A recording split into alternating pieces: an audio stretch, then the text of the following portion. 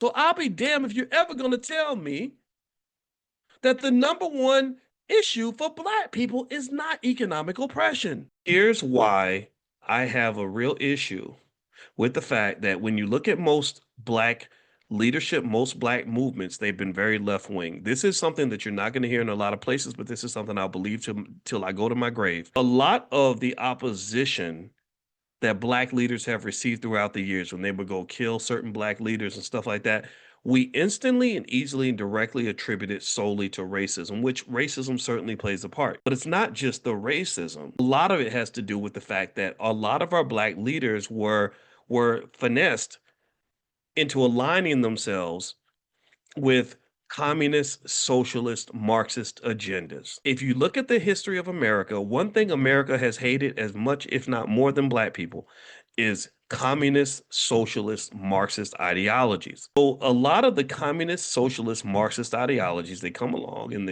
everybody's reading books by Karl Marx and everything else, and nothing wrong with that. Those are good ideas.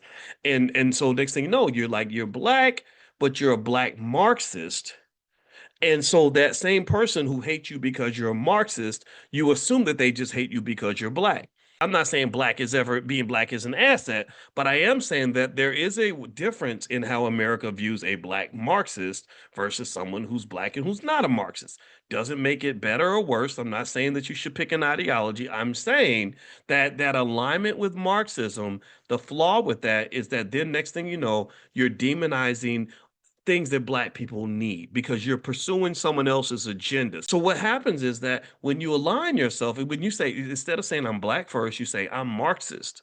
Then what happens is whatever enemies the Marxists have, you have to have those enemies too.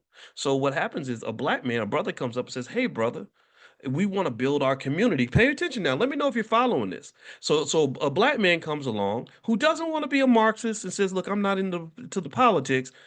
But hey, brother, why don't we open a grocery store together? Why don't we do some business so that we can get some income and revenue into our community, buy the block, feed our families, and take care of our people and establish an economic base?"